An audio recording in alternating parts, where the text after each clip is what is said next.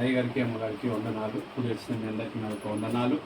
సాక్ష్యం ఏంటిదంటే, మరి ఆనంద్ ఎప్పుడైతే నేను ప్రేయర్ పెట్టుకుంటా బావా అని చెప్పేసి ఈ శుక్రవారము నాకు దేవుడు నాతో మాట్లాడిండు. మా ఇంట్లోనే పెట్టాలా, ఒక దైవదాసుని రమ్మని పెట్టుకోవాలని చెప్పేసి నా హృదయ ప్రేరేపణ వచ్చింది. అయితే ప్రేరేపణ వచ్చినప్పుడు వెంటనే రాత్రి వచ్చింది, తెల్లారి వచ్చి అంటున్నాడు, మా ఇంటికాడ ఉపాస ప్రార్థన పెడదాం బావా, నేను అయ్యగారికి చెప్పినని చెప్పేసి అన్నాడు.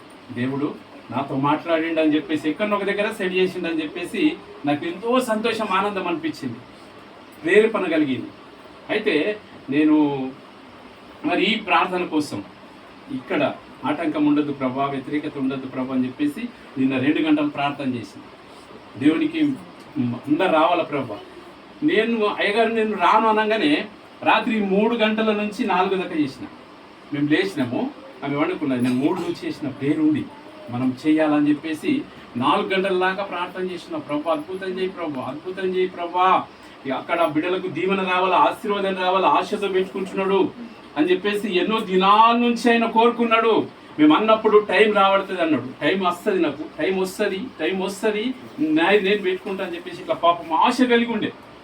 ఎన్నోసార్లు విన్నాం మేము. అయితే ఈ ఆశని దేవుడు నెరవేర్చాలని చెప్పేసి నేను బాగా ప్రార్థన చేసిన. ఈ ప్రేయర్ గురించే ప్రార్థన చేసినప్పుడు అందరు రావాల ప్రభా, బిడ్డను దీవించాల ప్రభా అని చెప్పేసి అన్నప్పుడు నేను గ్రామ పంచాయతీలో ఉన్న అయ్యగారు ఫోన్ చేసి నేను వస్తలేను, సంతోషమ్మ అమ్మగారు వస్తున్నారు అని చెప్పేసి అంటే నాకు బాధ అనిపించింది. వేరే వాళ్ళంటే ఏదో ఈయన బాగా మంచిగా ఉంటాడు కాబట్టి ఆశ కలిగి ఉంటాడు, అటు ఇటు వెళ్ళాడు, ఏ సంఘానికి వెళ్ళాడు, మళ్ళీ మన మీద భారం వేసి ఉంటాడు, మన సంఘంలోనే ఉంటాడు కాబట్టి నాకు బాధ వేసింది. నన్ను అయ్యగారు ఖచ్చితంగా రావాలంటే లేదు అని చెప్పేసి అన్నాడు. నేను అనుకున్నా ప్రేయర్ చేసినా కదా, నేను ప్రార్థన చేసిన 2-3 గంటలు ప్రార్థన చేసిన, దేవుడు ఎందుకు అద్భుతం చేయడని చెప్పేసి నేను అనుకున్నా. కాకపోతే మా చిన్న ఉంది కదా, మరి వాక్యం చెప్పిస్తా అని చెప్పేసి నా గ్రామ పంచాయతీకి వెళ్ళి ఫోన్ చేసిన. మై మెత్తింది 2 మట్లే, మరి ప్రిపేర్గా అమ్మ మరి వాక్యం చెప్పు అక్కడ అని చెప్పేసి నేను చేద్దామని చేసిన.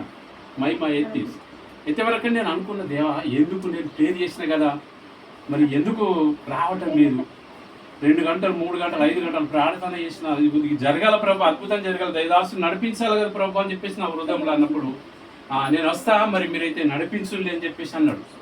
అయినా మేము భరసం పెట్టలేము, రాడు అయ్యగారు ఖచ్చితంగా రాడు అని చెప్పేసి అనుకున్నాం. ఇక మేము అనుకొని స్టార్ట్ చేసినాము. అమ్మగారి ఎత్తుంది అని చెప్పేసి మేము అనుకున్నప్పుడు దేవుడు మరి అద్భుత రీతిలో అయ్యగారు త్వరలోనే మనం ఫోన్ చేయకుండానే నడిపించాడు. ఇది ఒక కార్యం ఏంటిదంటే దేవుని యొక్క కార్యం ఇది. మనం అనుకున్నాం అయ్యగారు కూడా నేను రాను అనుకున్నాడు, కానీ దేవుని కార్యం, దేవుడు చేసే కార్యాలు ఇలా ఉంటాయి అన్నట్టు. కాబట్టి మనం దేవుని మీద ఆధారపడాలా. ఇప్పుడు మనుషుల మీద కాదు, మనం దేవునికి మొరపెట్టినప్పుడు, దేవునితో మనం సావాసం చేసినప్పుడు, దేవునికి ప్రార్థన చేసినప్పుడు అది దేవుడు చూసుకుంటాడు. కానీ మనము అయ్యో అయ్యగారు రండి రండి రండి మనది మనం చూసుకోవాలంతే దేవుడు. ఒకసారి భక్తా సింగ్ అయ్యగారు ట్రైన్లో 12 మందికి వెళ్ళాలన్నట. 12 మంది, డబ్బులు అయితే లేవు, ప్రేర్ చేసిండట అయ్యగారు. ప్రార్థన చేసినప్పుడు నేను నడిపిస్తా, మీకు ఇస్తా డబ్బులు అని చెప్పేసి అన్నాడట. అయితే రైల్వే స్టేషన్లో పోయిందట, 1 రూపాయి లేదు అయ్యగారి దగ్గర. సంఘ పెద్దలు ఉంటారు, 12 మంది ఉన్నారు అక్కడ. అయితే ఇప్పుడు అయ్యగారు నాకు చెప్తాడు ఏదన్నట్టు, వెళ్ళి పో తీసుకురాపో అని చెప్పేసి అంటాడు. అయితే పో టికెట్లు తీసుకురాపో అని చెప్పేసి అన్నాడట. అయితే డబ్బులు అయితే లేవు. ఏసయ్యా దేవుడు ఏమనంటే నీ వెళ్ళు అని చెప్పేసి అన్నాడు, వెళ్ళు అక్కడికి పోయి అని చెప్పేసి అంటున్నాడు. పైసలు అయితే ఇవ్వలేదు. ఎవరు ఇస్తారో అని చెప్పేసి ఆయన ఆ స్టేషన్ కౌంటర్ దగ్గర నిలబడ్డాడట. అందరు అయిపోతా ఉంటున్నాడు. 3 ఉన్నారట. ఇక ఆ 3లో కూడా 2 అయిపోయిందట. చెయ్యి ఇట్లా వెట్టుడికి భక్తా సింగ్ గారి యొక్క మనుషులు ఎవరు అని చెప్పేసి అనుకుంటూ వస్తున్నాడు ఆయన. నేను అని చెప్పేసి అన్నప్పుడు, ఇదిగో డబ్బులు ఇవ్వు అని చెప్పేసి అన్నప్పుడు టికెట్ తీసుకొని వచ్చిందట. ఈ యొక్క భక్తా సింగ్ గారికి కూడా తెలియదు ఎవరు వెళ్తారో అక్కడికి అని చెప్పి. యేసయ్య పంపిస్తున్నాడు అంతే, ఈయనకు కూడా తెలియదు, టికెట్ తెచ్చిన ఆయనకు కూడా తెలియదు, యేసయ్య పంపిస్తున్నాడు అంతే. ఆ ఇచ్చేటైనా కూడా తెలియదట. చూడండి, యేసయ్య మాట్లాడుతున్నాడు ఆయనతో, పో ఇచ్చిరాప అని చెప్పేసి. ఈ భక్తా సింగ్ గారికి కూడా తెలియదు ఎవరు ఇచ్చేవాళ్ళు. చూడండి ఎట్లుంటుంది అంటే, ఇది దేవుని యొక్క ప్రణాళిక. దేవుడు చెప్పిన ప్రకారంగా మనం చేసినట్లయితే అన్ని దేవుడు చూసుకుంటాడు. మన దగ్గర ఉండయి కావచ్చు, మన దగ్గర ఏం లేవు కావచ్చు, కానీ దేవుడు నడిపిస్తూ ఉంటాడు. కొన్ని కార్యాలు ఎట్లుంటాయంటే మనం మొరపెట్టినప్పుడు అయినా మనకు ఉత్తరం ఇస్తూ ఉంటాడు. నిజంగా అద్భుతం చేస్తూ ఉంటాడు. ఎందుకంటే మనం ప్రార్థన చేసినప్పుడు శత్రు మధ్యలో భోజనం పెట్టిస్తూ ఉంటున్నాడు. ఒక అద్భుత కార్యం జరిగింది. నిజం, ఒక శత్రువే అసలు మాట్లాడద్దు. ఆయన మొన్న శ్రీధర్ వాళ్ళ ఖయమైనప్పుడు ఏమైందంటే ఆయన మాట్లాడతలేదు. నాకు కూడా అరే నేనేం చేస్తాను కయ్యలకు వాళ్ళ మధ్యలో కయ్యలు నేనేం చేస్తాను చెప్పేసాను. ఆయన మాట్లాడుతున్నాడు. అయితే నేను ప్రేయర్ చేసిన, ప్రభా బిడ్డతో మాట్లాడు ప్రభా అని చెప్పేసి అన్నప్పుడు నిజంగా ఆయన నా దగ్గరకు వచ్చి నమస్తే మామ అని చెప్పేసాను. ఎంత అద్భుతం అది నా జీవితం. నేను సంతోషం ఆనందం అనుకున్నా. దేవుడితో మనం ప్రార్థన చెప్పినప్పుడు మొరపెట్టుకున్నప్పుడు ఖచ్చితంగా ఇంత కఠినమైనటువంటిది కూడా మనకు సరళం చేస్తూ ఉంటాడు దేవుడు. కాబట్టి మనం మర్చిపోతున్నాం. మనం ఏం చేస్తున్నామంటే మనుషుల మీదనో మనల మీదనో ఆధారపడతా ఉంటున్నాం. నాకు నిజంగా నిన్న తెలిసింది, మొన్న ఈ భక్త సింగ్ గారి అన్నీ వింటున్నప్పుడు అద్భుతాలు అవి చూస్తున్నప్పుడు నాకు ఒక బలము ధైర్యం వచ్చింది. మనం ఎవ్వరి మీద ఆధారపడద్దు కానీ యేసయ్య మీదనే ఆధారపడాలా, మనం అద్భుతం చూస్తామని చెప్పేసి నాకు ఒక బలమైనటువంటి ఒక బలం వచ్చింది అన్నట్టు పరిశుద్ధాత్మదేవుడు. నిజంగా మనం ఇన్ని రోజులు ఏమి ఇదైతే లేదు అదైతే లేదు ఇదైతుంది అదైతుంది అని చెప్పేసి అనుకుంటాం. కానీ ఏ సైతాలు కానీ మంత్రశక్తులు కానీ బలమైనటువంటి క్రియలైనప్పటికీ కూడా మనం ఏం చేయాలంటే యేసయ్య మీద ఆధారపడాలా, యేసయ్యకు మొరపెట్టాలా. ఇట్లా ఉపాస ప్రార్థనలు పెట్టుకున్నప్పుడు దేవుడు అద్భుత రీతిలో విడుదల దయచేస్తాడు. మనం భయపడద్దు, మనము భయమే పడద్దట అస్సలే. కాబట్టి దేవుని మీద ఆధారపడుతూ ప్రార్థన చేస్తూ మనం ముందుకు వెళ్ళినప్పుడు దేవుడే అన్నీ ఉండి నడిపిస్తూ ఉంటాడు, అన్నిట్లో ఉండి నడిపిస్తూ ఉంటాడు. కాబట్టి అద్భుతం చేస్తాడు. ప్రార్థన చేయకపోతేనే మనం అద్భుతం పొందుకోలేం, చూడలేం. ప్రార్థనలో కొంచెం కష్టపడాలి. కష్టపడినప్పుడే మనము ఖచ్చితంగా ప్రతి ఒక్కటి మనం పొందుకుంటామని చెప్పేసి దేవుని వాక్యం సెలవిస్తూ ఉంటున్నాడు. ఈయన శాలమరాజు అని అంటున్నాడు, దమ్మున్నోళ్ళే యేసయ్యని నమ్ముకుంటారు. దమ్మున్నోళ్ళే. ఎందుకు? గుద్దులాడికా, కయ్యమాడు కోసమా, ఏదైనా ఇది చేయడానికా? కాదు, అన్ని పొందడానికి. హింసలు పొందాలా, మాటలు పొందాలా, అన్ని పొందాలా. మనం తప్పు చేయకుండా మనము పొందినప్పుడే అది ఎవరంటే యేసు ప్రభు నమ్ముకున్నోళ్ళే, దమ్మున్నోళ్ళే నమ్ముకుంటారట. మనం ఇప్పుడు నాకు ఇన్ని వచ్చినాయి, అన్నీ మోస్తున్నాం. ఏ నేరం చేయని కూడా వస్తున్నాయి, మోస్తున్నాం. ఎందుకంటే మనం దేవుని బిడలం కాబట్టి, క్రైస్తవులం కాబట్టి మనం పొందుకునే ధన్యత మనకిచ్చాడు. ఆయన బలం ఇచ్చాడు, ధైర్యం ఇచ్చాడు, ఓర్పునిచ్చాడు. లేకపోతే మనము పడము. ఒక్క మాట అంటేనే పడటం కాదు, కానీ ఇన్ని మాటలు వస్తున్నాయి, ఇన్ని నిందలు వస్తుంటే కూడా మనం పడుతున్నామంటే దేవుని యొక్క కృప, దేవుని యొక్క తోడుంటేనే మనం ఇవన్నీ సహిస్తూ ఉంటున్నాం. ఒక మాట అంటేనే పొందుకోలేం మనం. ఇన్ని మాటలు మనకు నిరీక్షణ కలిగి ఆయనలో ఉంటున్నాం కాబట్టి ఆయన ఆయన మీద వేసుకుంటూ ఉంటున్నాం, మనకు తేలిక చేస్తూ ఉంటున్నాడు దేవుడు.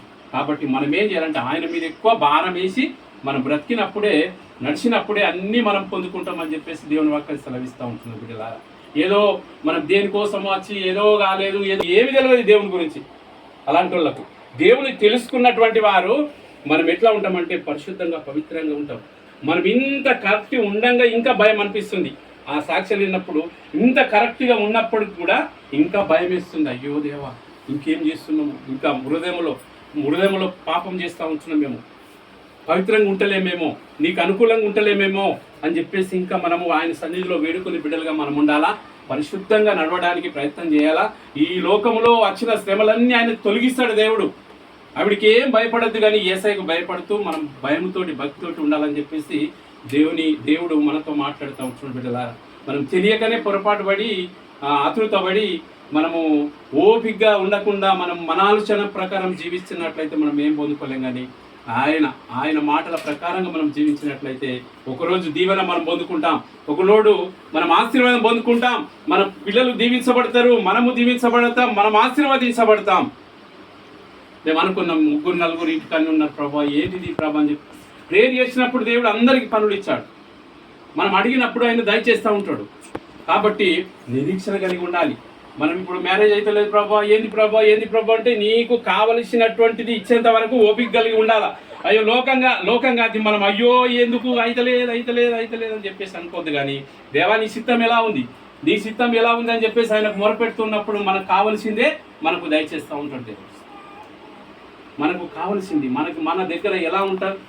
మనకి ఇప్పుడు మాకు దేవుడు మేము పవిత్రంగా పరిశుద్ధంగా దేవుని ఆజ్ఞల ప్రకారం జీవించినాం కాబట్టి ఒక దైవదాసురాలి ఒక బిడ్డని మా ఇంటికి మేము అర్హులేమి కాదు, మొదలుగా ఏమీ లేదు, కానీ దేవునితోటి అనుకూలంగా ఉంటున్నాం కాబట్టి, దేవుని పట్టుకొని నడుస్తుంటున్నాం కాబట్టి విలువ ఒక ఎంతో ఉన్నత స్థితిలో కలిగినటువంటి బిడ్డలకు ఉన్నటువంటి విలువ మాకిచ్చి మాకు ఆయన చేసి దేవుడు మరి మంచి ఒక కుటుంబాన్ని మాకు దయచేశాడు. దేవుడు చూడండి, ధనం అవసరం లేదు, ద్రవ్యం అవసరం లేదు, మన గుణం అవసరం, మన హృదయం అవసరం, మన కుటుంబంలో ఉన్నటువంటి లక్షణాలు అవసరం.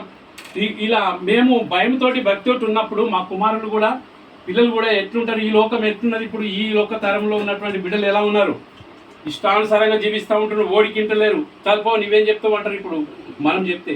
కానీ మనకు లోబడతా ఉంటున్నారంటే దేవుని యొక్క కృప, దేవుని యొక్క కృప వల్లనే ఈ బిడ్డలందరూ మన అనుకూలంగా ఉంటున్నారు. దేవుని సన్నిధిలో దేవుని మాట వింటూ ఉంటారంటే ఏంటిదంటే దేవునికి నిజం దినమైనకు మొరపెడతా ఉంటున్నాం కాబట్టి ఆయన కంచెలో ఆయన కాపుదలలో మనల్ని అందరినీ ఒక ఒలివ మొక్కలుగా నడిపిస్తూ ఉంటున్నాడు. బిడ్డలారా, మనం మన ఇష్టానుసారంగా మనం జీవిస్తే మనం ఫలించలేం, కానీ ఆయన ఇష్టానుసారంగా మనం ఉన్నప్పుడే అవి ఒలివ మొక్కలుగా అంటున్నాడు. నీ బిడ్డలు ఒలివ మొక్కలుగా ఏ చెడు వ్యసనాలు లేకుండా, చెడు ఆలోచనలు లేకుండా మన ఆధీనంలోనే వాళ్ళు ఉంటున్నారంటే ఆయన యొక్క కృప, ఆయన చెప్తున్నాం కాబట్టి ఆయన వారిని మన దగ్గరనే ఏ చెడు అలవాటు లేకుండా నడిపిస్తూ ఉంటున్నాడు. బిడ్డలారా, కాబట్టి మనం ఎలా ఉండాలంటే ఆయనకు నమ్మకం కలిగి ఉండాలి, ఆయన సన్నిధిలో మనం ముందుకు వెళ్ళే బిడ్డలుగా ఉండాలని చెప్పేసి కొద్ది మాటలు దేవుడు దీవించి ఆశీర్వదించి ముందుకు నడిపించును గాక.